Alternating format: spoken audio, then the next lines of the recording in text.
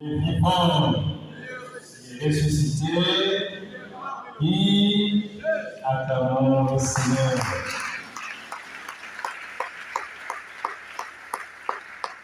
Nous nous approchons lentement, durement vers la Pâque pour célébrer la résurrection de notre Seigneur Jésus. Mais pour célébrer avec face de cette résurrection, nous sommes tous conviés à une métanoïa, à une conversion, non seulement d'esprit, de cœur, de pensée. Toute notre vie doit être transfigurée, doit être transformée pour qu'on soit en mesure de mieux fêter la résurrection du Seigneur. L'évangile que nous venons d'entendre est un extrait du 2e chapitre de l'évangile selon Saint Jean. Avant l'extrait que nous avons entendu tout à l'heure, il y a l'extrait lié au mariage de Cana. Et cet extrait nous révèle déjà la gloire de Jésus. Et cet extrait que nous venons d'entendre tout à l'heure nous relève ou nous révèle déjà la discussion ou la controverse qu'il y a entre Jésus et les Juifs. Et cela nous donnera également de comprendre tous les procès qui conduiront justement à la mort de Jésus. Et le Christ ne va pas se limiter à la mort, le Christ va ressusciter et ça sera justement la manifestation glorieuse de ces dieux en qui nous croyons. Donc, d'une part, dans le mariage de Cana, la révélation de la gloire de Dieu, et dans l'extrait de tout à l'heure, la révélation de la controverse de Jésus avec les Juifs. Ils vont chercher une voie et moyen pour l'aider à se taire, parce qu'il commençait à déranger, il commençait à sortir de certaines attitudes, et ce mépris va justement amener ses ennemis à proclamer sa mort en lieu de place du malfaiteur. Chers frères et sœurs, shalom. Shalom. Au début, nous avons parlé d'une figure qui une méprise, ou mieux encore un malentendu. En parlant du temple, vous comprenez le temple de Jérusalem, mais Jésus faisait allusion à son propre corps. Shalom, shalom. Son corps qui sera comparativement au temple détruit, c'est-à-dire qu'il connaîtra la mort, et ça ne va pas s'arrêter là, il y aura la résurrection. Et la première lecture, frères et sœurs, nous donne également les pistes pour pouvoir juger la résurrection. Quelles sont ces pistes? Ce sont justement les paroles, le décalogue. Nous l'avons entendu très peu dans la première lecture. En résumé, ce sont les enseignements que nous avons déjà reçus et la catéchèse qui nous prépare à la communion, adorer le seul Dieu, ne pas prononcer en vain son nom, sanctifier son jour, et ainsi de suite. Nous sommes là dans ces 10 paroles devant notre attitude envers Dieu et envers le prochain. Il y a un aspect lié à notre rapport, à notre relation avec le Seigneur, et l'autre, c'est entre nous. Comment nous pouvons vivre entre nous sans pour autant chercher à s'entretuer, mais à s'entraider pour la gloire de Dieu et le salut de son peuple. Le Seigneur nous invite à l'adorer, à reconnaître que c'est lui, les tout-puissants. Nous ne devons adorer qu'un seul Dieu. Si on réfléchit un peu sur cette invitation, c'est une invitation qui nous rappelle qu'il ne faut pas, à côté de notre Dieu, avoir des idoles. Nous ne devons pas être des idolâtres. Notre seul et unique sauveur, c'est le Seigneur. C'est lui qui donne la vie, c'est lui qui est le créateur des cieux et de la terre. Et puisque c'est lui qui nous donne l'être, le mouvement, il n'y a pas de raison pour nous, frères et sœurs, de regarder ailleurs, d'espérer en d'autres dieux. Malheureusement, lorsque nous nous rendons compte de la vie que nous menons sur cette terre, nous avons plusieurs dieux. Au milieu de nous, nous n'avons pas que le Seigneur, le Dieu Tout-Puissant. Nous avons mis notre cœur dans les féticheurs. Nous avons mis notre cœur dans d'autres voies qui sont malheureusement contraires à la voie que Dieu nous donne. On a besoin de la promotion dans une société, dans une entreprise. On a besoin de voyager, d'avoir des enfants. Au lieu d'aller vers le Seigneur, nous recourons vers des humains. Nous allons vers des humains, les féticheurs. Et parfois, comme je l'ai dit l'autre fois, lors de compétitions, lors de rencontres sportives, il y en a qui sont heureux en recourant à ce qu'on appelle littéralement mort-mort. Mort-mort, oui. Ton gars. Chers frères et sœurs, chers, comment, excusez-moi, toute une nation, tout un peuple puisse justement mettre l'espérance dans un fétiche pour gagner une rencontre sportive. Et les gens donnent de l'argent. Et après, ça peut arriver qu'on puisse perdre. Et qu'est-ce qu'on fait de ces morts? Qu'est-ce qu'on fait de ces féticheurs? Adorons le Dieu qui nous donne la vie. Nous avons besoin de la fécondité, nous avons besoin de voyager, nous avons besoin de travail. Frères et sœurs, allons vers le Seigneur. Pourquoi perdons-nous notre temps à aller chez les charlatans? Ceux qui pensent donner la vie ou les bonheurs, alors qu'ils n'en est pas. Le bonheur et le vrai, c'est auprès de Dieu que nous pourrons retrouver. Et c'est un bonheur qui ne finit pas. Les autres nous donnent extrêmement de bonheur. C'est un bonheur passager, un bonheur éphémère, et il y a des répercussions sur notre parcours existentiel. Je me rappelle une fois, c'était dans une paroisse, un papa qui n'avait pas de très bonnes conditions, et voyant ses amis, ses voisins prospérer, avoir des voitures, des villas, de l'argent, et non, je ne dois pas rester comme ça. Je dois faire comme moi aussi, je dois avoir beaucoup d'argent et avoir la possibilité d'acheter plusieurs choses. Il est allé pour chercher de l'argent. Et il a eu beaucoup d'argent. Il a eu 2 années, 3 années, ça allait encore. À la 4e année, il commençait à voir ou à vivre des histoires incompréhensibles dans sa vie.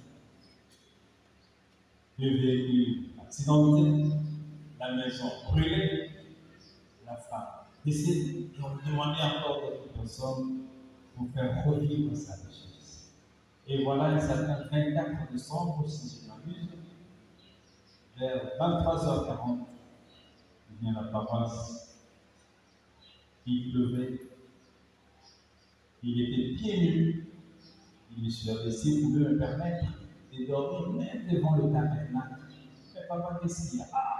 Moi je regardais là, je ne voyais personne. Donc c'est lui-même qui voyait les autres personnes qui le suivaient, ou le poursuivaient.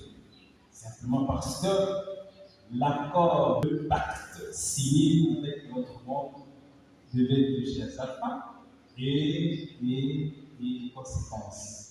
Voilà pourquoi je me demande, frères et sœurs, nous qui avons des difficultés, nous qui avons des conditions peut-être difficiles, nous n'allons pas perdre notre temps à rechercher le secours des féticheurs ou de charlatans. Seul Dieu que nous devons adorer, c'est lui seul qui peut nous donner le vrai bonheur, alors l'homme prêt.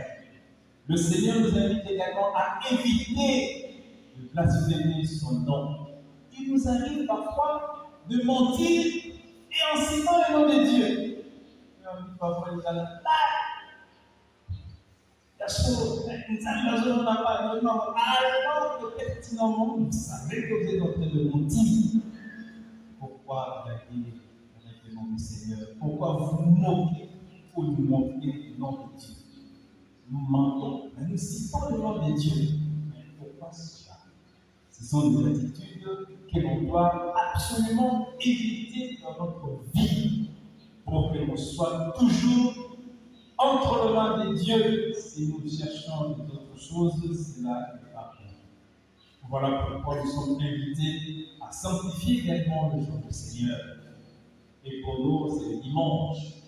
Ne cherchons pas de raison pour ne pas prendre part à la célébration eucharistique. C'est un rendez-vous que l'on doit, auquel on doit répondre toujours.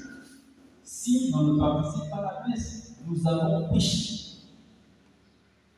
À moins que l'on soit vraiment invité, il n'y a pas de moyen de se relever pour se dépasser. On peut encore, mais ah non, je suis rentré à 2 heures, j'étais à la fête, Si vous ne participez pas à la messe dimanche, vous devez vous confesser parce que vous avez péché. Vous n'avez pas sanctifié le jour du Seigneur, vous avez préféré aller ailleurs et on nous donne la possibilité de passer à 6h30, 9h, 11h et même 18h30. Mais toutes ces occasions, nous les ratons à cause de notre faiblesse, à cause de notre fête. Et le Seigneur, nous le plaçons à quel niveau? Il doit être issu de tout, c'est lui notre seul. À part notre relation avec le Seigneur, également la relation entre notre prochain, avec le prochain, entre amis, entre frères, entre sœurs. Comment entretenons-nous ces rapports? Nous devons entretenir seulement les recommandations du Seigneur. Nous ne devons pas mentir. Malheureusement, elle est devenue monnaie courante, peut-être pour chercher à vivre, pour chercher le moyen. Est-ce qu'il est impossible de dire la vérité? Faisons parfois un petit exercice. Essayons de calculer, de compter les nombres de fois que nous mentons facilement. Au niveau des téléphones, n'en parlons même pas. On est dans l'église, on va même dans l'église. C'est frères et sœurs chers. Papa, vous êtes dans l'église, ou juste au sanctuaire, mais vous dites que vous êtes dans mon enfant. J'ai déjà entendu plusieurs personnes et ils étaient là. Vous êtes là. Qu'est-ce qui vous manque? Vous êtes allé voir, vous dites que je suis allé. Vous êtes à ma synagogue, je suis allé. Vous êtes même dans l'église. Chers frères et sœurs chers. Je ne sais pas si vous vous rendez compte du mensonge que nous-mêmes nous ferons. Nous sommes à l'église, dans la maison du Seigneur. Mais non, on s'est appelé Seigneur que nous sommes. Dieu n'aime pas les têtes individuelles. Nous sommes à plaindre parce que là, nous sommes loin d'obéir aux recommandations du Seigneur. Ne volons pas, ne portons pas des faux témoignages contre les autres. Nous sommes encore loin de l'investissement parce que nous sommes là pour saillir la réputation des autres, pour porter des faux témoignages, et surtout lorsqu'on a une dent contre un frère, contre une sœur, qui est notre attitude. Nous avons des rancœurs, nous avons des haines dans notre cœur. Libérez-nous, frères et sœurs, pour que nous soyons fidèles à la volonté de Dieu. Soyons en relation avec Dieu, et le soin que l'on apporte dans notre relation avec Dieu passe nécessairement par nos relations avec nos sœurs, avec nos frères. Vivons bien avec les autres. Aimons les uns les autres comme le Seigneur nous aime. Et en obéissant à cette loi, nous aurons la vie éternelle. Et le Seigneur promet sa fidélité à tous ceux qui l'aiment. Si nous n'aimons pas le Seigneur, nous n'aimons pas notre frère, nous n'aimons pas notre sœur, alors le Seigneur ne sera pas de notre côté. Aimer son frère comme il se doit, c'est là témoigne que nous aimons également notre Dieu. Si nous faisons le contraire, si nous tuons notre frère, nous dévalisons notre sœur, c'est Dieu lui-même, c'est à lui que nous faisons cela. Que le Seigneur nous épargne de toutes ces erreurs, de tous ces péchés, pour que nous soyons dignes d'être appelés enfants de Dieu. Enfants de Dieu, nous le sommes bien sûr, mais ça sera dans la plénitude et nous avons besoin de vivre en plénitude de la vie éternelle. Le Seigneur nous a donné cette occasion de revoir nos relations avec lui et avec nos frères, avec nos sœurs. Faisons de notre mieux pour que notre vie soit aussi le temple de Dieu. Que notre corps soit le temple de Dieu. Si le Christ a agi de la sorte, parce qu'il voulait que la maison du Seigneur soit une maison sainte, pas une maison de bandits. Voilà pourquoi, comme le Christ a fait, nous devons sortir de notre cœur tout ce qui est rancœur, tout ce qui est haine, tout ce qui est vol, tout ce qui est tricherie, tout ce qui est anti-valeur, pour que notre corps soit réellement le temple de Dieu. Le temple dont parle le Christ, c'est son propre corps, livré à la mort pour ton salut, pour mon salut, pour notre salut. Que faisons-nous, frères et sœurs, de notre corps? Est-il réellement le temple de Dieu? Est-ce que Dieu peut avoir une place dans notre cœur pour qu'il ait une place? Notre cœur doit être un cœur bon, un cœur saint. Et à chacun d'examiner la qualité de son cœur. Ai-je un cœur d'enfant de Dieu? Ai-je un cœur fidèle à Dieu? Est-ce que mon corps est vraiment le temple de l'Esprit Saint? Tel que j'agis, tel que je me comporte, est-ce que je suis prêt à me dire vraiment enfant de Dieu? Détruisons en nous tout ce qui empêche que l'on nous différencie de païens. Détruisons en nous toute anti-valeur. Détruisons en nous toute méchanceté, toute haine, tout obstacle à un amour parfait, tout obstacle à une rencontre décisive avec le Seigneur. Nous devons parler à notre Dieu, nous devons le rencontrer, mais il y a des embûches, il y a des obstacles éloignant de notre vie. Tout cela pour être en communion parfaite avec Dieu, pour être toujours en connexion avec Dieu. L'on se plaint par-ci par-là, il n'y a pas de connexion, la connexion est pas mauvaise. La connexion est mauvaise, je veux dire, mais aussi dans notre vie, il y a des éléments qui empêchent une bonne connexion avec Dieu. Et lorsque la connexion n'est pas bien établie, la communication avec Dieu ne sera pas, je vais dire, de bonne qualité. Nous sommes tous appelés à bien vivre avec notre Dieu parce que nous sommes enfants de Dieu, créés à son image et à sa ressemblance. Que le Seigneur nous aide à vivre réellement en enfants de Dieu, en détruisant en nous ce qui nous empêche d'être fidèles à notre épouse, fidèles à notre époux, fidèles à nos engagements en tant que chrétiens. Que c'est Dieu qui nous aime, nous donne cette grâce. Que nous soyons réellement le temple de l'Esprit Saint. Que notre corps soit ces lieux où émergent les valeurs, la vérité, la transparence, la sincérité, l'honnêteté, la fidélité à Dieu. Tels sont, frères et sœurs, les pistes pouvant nous aider à vivre vraiment l'enfant de Dieu et de préparer comme il se doit la résurrection et de la fêter comme vraiment enfant de Dieu affranchi, libéré de tout le monde pour sa plus grande gloire et le salut de son peuple. Que Dieu Tout-Puissant bénisse sa parole et nous aide à la vivre autrement pour que nous soyons différents de ceux qui ne croient pas en Dieu.